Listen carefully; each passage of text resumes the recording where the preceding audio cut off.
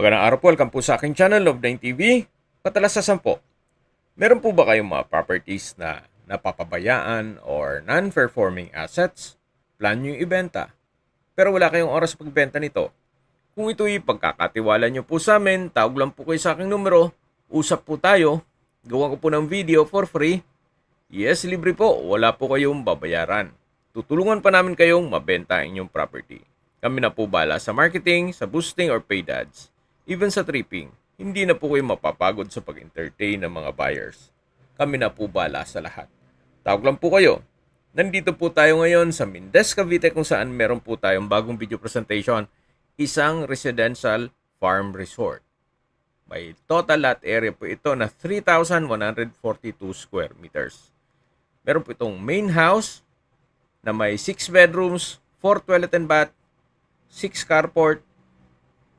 Then meron pong guest house, playground, swimming pool, CCTV, fully fenced na po itong buong property, at meron pong mga fruit-bearing trees sa palibot ito. Bago po natin i-check yung main house, ay check muna natin itong mga structure. Dito po ay may stock room, then may caretaker's house, at sa likod po nito ay malaki pa ang open space na pwede nyo pang lagyan ng kung anong mga pwedeng magamit dito sa resort. Yan naman po kung gusto nyong ipagpatuloy ang operation ito. Pero kung hindi naman, pwede naman pong lagyan ito ng garden or pa-landscape nyo ito para maaliwalas din. Tanggalin po yung mga lumang structure. Okay, lipat po tayo. So, dito po ay may half basketball court. Then, dito naman yung access na papunta sa swimming pool. Ito pong natatanaw nyo, yan yung main house. Na mamaya po, ikutan natin yan. Nandito na po tayo sa poolside. Meron pong adult and kiddie pool. Maayos pa naman po yan, sadyang hindi lang nila ginagamit sa ngayon. So, kulang lang dito ay lilinisin nyo lang, then okay na. Then, dito po sa side ay meron pong kabana. At mula po dito sa poolside ay matatanaw nyo yung side view nitong bahay na may terrace sa taas nito. Then, ito po yung tinutukoy ko na kiddie pool. So, meron na rin pong net para yung mga dahon ay hindi na malalaglag mismo sa swimming pool.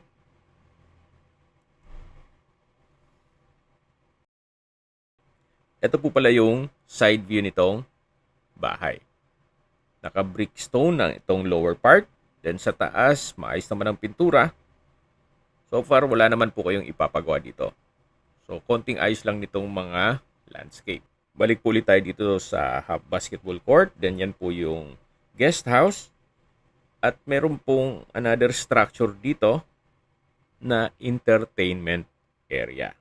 Or pwede rin pong multi-purpose hall. May steel matting po sa palibot ito. Then may kapis. Window design. Maayos naman ang bubong. Then naka-tile flooring. Then naka-brick stone design ng wall. Sa dulo po ay may bar countertop. Wine and glass holder.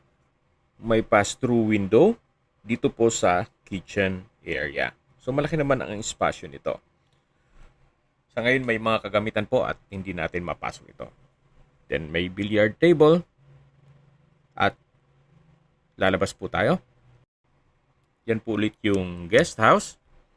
Then meron pong hagdan dito na concrete staircase. Then metal railing. So ito po ay supposedly view deck. Pero kung gusto namang gawa ng another room dito, pwede naman po. Kasi design po ito for second floor. Buhos naman po yan. Baba po tayo. Yan po yung access door. Yan sa first door nitong guest house. So, ito pong structure na to ay meron pong 3 door na kompleto po yan. May kwarto, may living area, may kusina, at toilet and bath. So, check po muna natin itong unang pintuan. o first door nitong guest house. Ito po yung living area, naka-tile flooring. Then, meron po itong kwarto. Ito po yung first bedroom. Then, dito naman yung second bedroom na may sliding glass windows. So, as is where is po ito, what you see is what you get. Then, dito naman po yung dining area. At ito po yung tinutukoy ko kanina na access door na malapit dito po sa hagdan, papunta sa roof deck. Diyan po tayo galing kanina. Then, meron pong storage area. So, mula po dito sa dining area, meron po itong kitchen na may countertop, stainless sink with faucet, at may sariling toilet and bath din po ito. Maayos naman ang toilet fixtures, from floor to ceiling po itong tile bathroom wall, at may hot and cold shower. Then, towel holder. So, ito po ulit yung dining area. Then, madadaanan yung dalawang bedroom, yung living area, at lalabas po tayo dito. Paglabas nyo po, matatanaw yung basketball court, then yung way papunta sa swimming pool. Ito naman po yung second unit na guest house. So, iba naman po ang disenyo nito. Malaki ang living area. Then, ito po yung hallway na papunta naman sa kwarto o bedroom. Although, isa lang ang kwarto dito pero malaki naman po siya. At dito naman po yung kitchen. May kitchen countertop, stainless sink, at may sariling toilet and bath. Maayos naman toilet fixtures, naka-tile bathroom wall, at may bathroom sink at shower. So, yan po yung kwarto at ito naman yung living area. Then, ito po yung main door. Labas po tayo. Dito naman po yung third unit ng guest house. Ito po yung living area. Naka-tile flooring, meron pong sliding glass windows. At ito po yung hallway. Ito naman po yung kwarto. At naka-tile flooring na rin po ito. Okay, labas po tayo. So, dito naman po yung toilet and bath. Maayos naman ang toilet fixtures.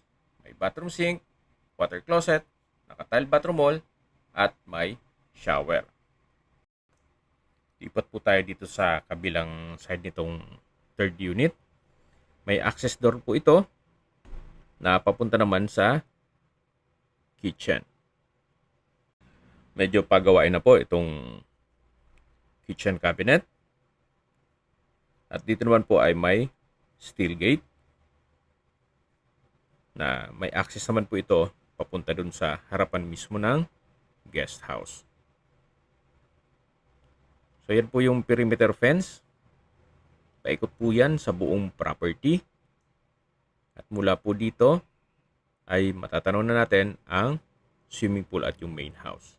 So, galing po tayo dito kanina. Ito yung third, second, at first unit ng guest house. Then, yung entertainment area. Ito po yung basketball court at yan po yung multipurpose hall. So, galing na po tayo dito kanina. Ito po yung swimming pool. May adult and kiddie pool. Then, yung cabana. At ito naman po yung main house. Pero, bago tayo pumasok dyan, check po muna natin yung pump room. So, working naman po ito. Sadyang nag-stop operation lang po sila. Gawa ng may iba na silang pinagkakaabalahan. So, yan po yung setback sa likod ng bahay. At galing na po tayo dun kanina sa may garahe. At yun po yung stock room. So, ito pong main house ay may access papunta dito sa may pool side.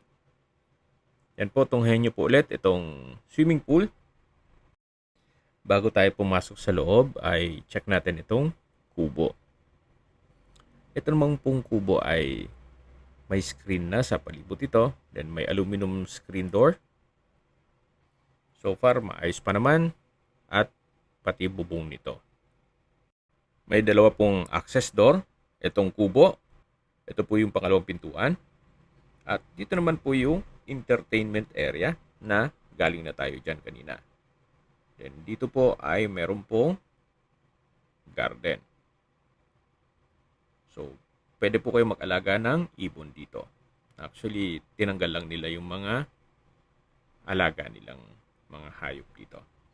Ito po yung pathway na papunta naman sa playground at may access papunta sa driveway at guardhouse.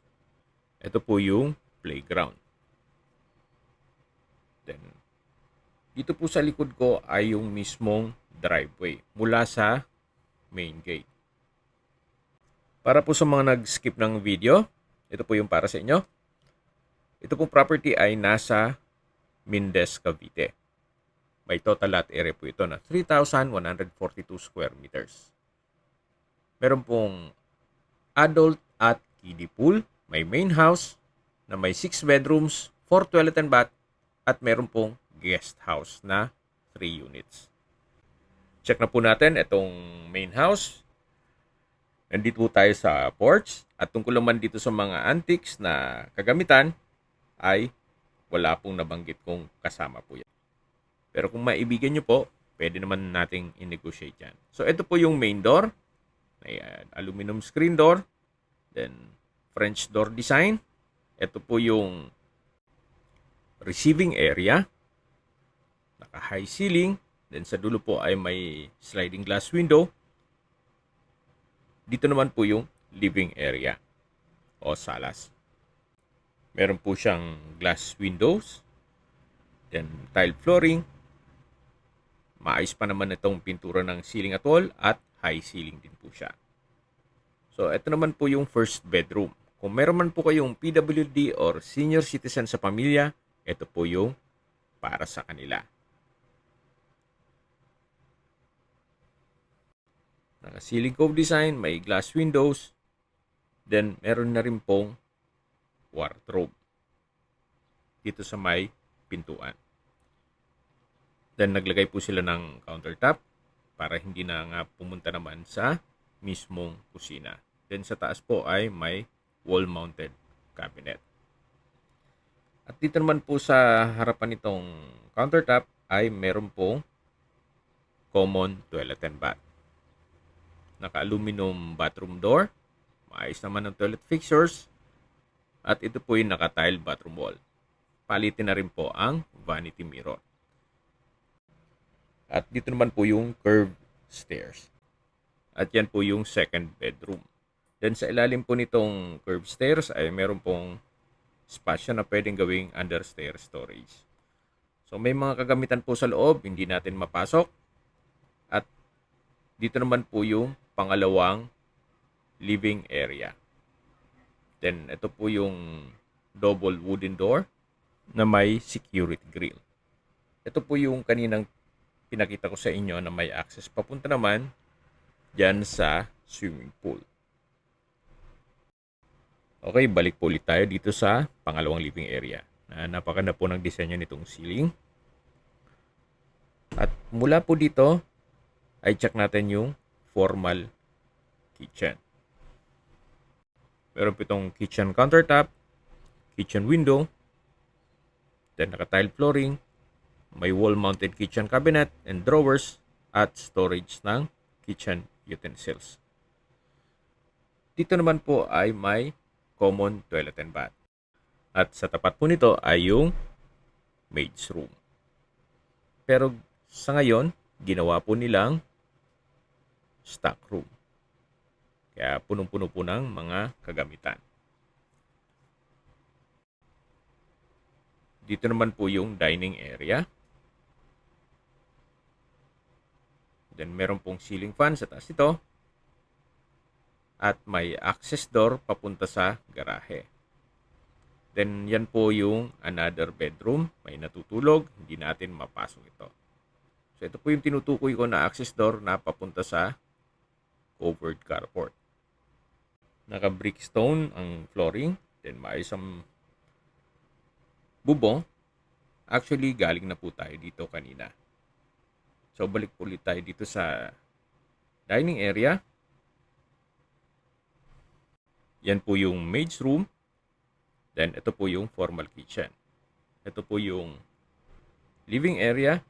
At aakyat na po tayo dito sa curved stairs kung saan wooden ang balustre, wooden staircase, at handrail. Then, metal po ang railing nito. So, nandito na po tayo sa second floor. Ito po yung hagdan na papunta sa attic o panic room. Pero hindi natin matcha-check yan kasi may mga personal na gamit po sila sa taas nito. So, yan po ulit yung hagdan. Then, ito po yung family area. Napakalaki po nitong espasyo. Then, meron pong double French door design na may access naman dito sa balkonahe.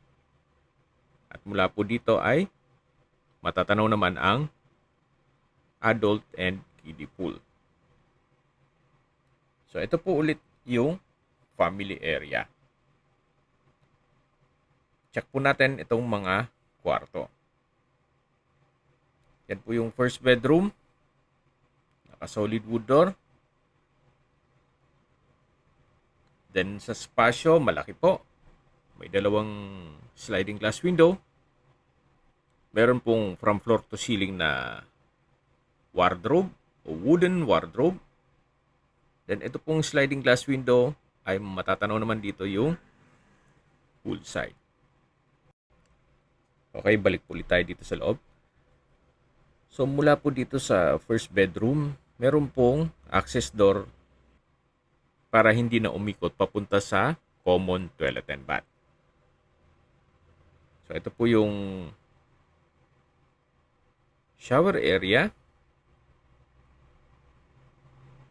na naka-tile bathroom wall at may bathroom window. At dito naman sa kabila yung toilet mismo. Na maayos naman ang toilet fixtures. May water closet with bidet at bathroom sink. At dito na po tayo sa hallway.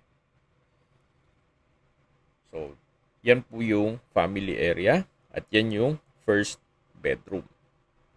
Then matatanaw natin yung access door papunta sa terrace. Ito naman po yung second bedroom o yung master's bedroom. Meron po itong sariling living area. Then sa dulo po ay may malaking glass window, may chandelier, naka-tiled flooring. Napakalaki po ng espasyo nito. Ito yung main room. Dito po sa kabilang side naman ay pwede po itong gawa ng bathroom. Dito naman po ay may access door papunta naman sa balkonahe. Ito pong side na to ay yung pump room at yung stock room. Then dito naman sa side na to ay yung mismong garahe. So balik po ulit tayo dito sa loob. Okay, labas po tayo para check natin yung ibang parte nitong bahay. Then another family area. Kaya kung big family po kayo, pasok na pasok po ito sa inyong requirements. Ang dami pong spasyo. Then dito naman po ay another bedroom na malaki din po ang espasyo nito. Meron po itong dalawang glass windows. Then may wardrobe, may study table, at display cabinet. So ito po yung last bedroom. At ito naman po yung balkonahe o terrace na matatanaw natin dun sa harapan ng bahay. Yan po yung balkonahe mula dun sa kabilang kwarto. So meron po itong mga garden set at naka-tile flooring. And mula po dito, matatanaw nyo naman yung driveway at playground. Then sa dulo po ay yung main gate. Okay, maisingit ko lang po. Dito po sa loob ng property ay meron pong mga fruit-bearing trees gaya ng mangga, langka, rambutan, marang, star apple, at marami pa pong iba. At sa elevation naman, above sea level, ay 1,637 feet. Ito po yung nasa mataas na lugar. Okay, sa distance, location at travel time portion na po tayo. Mula po sa bayan mismo ng Mindez, kung saan kumpleto na po doon gaya ng public market, groceries, convenience store, remittance center, school, church, at iba pang business establishments. Ang distance is 2.4 kilometers at ang travel time is 7 minutes. Mula naman po sa Mindez Specialist Medical Center o hospital, ang distance is 1.7 kilometers at ang travel time is 5 minutes. Yan po yung lagi kong binabanggit sa aking video na dapat nyo i-consider sa paghanap ng property, yung meron pong malapit na hospital. Hindi ko naman po sinasabing sakitin kayo, yan naman po for emergency purpose lang naman.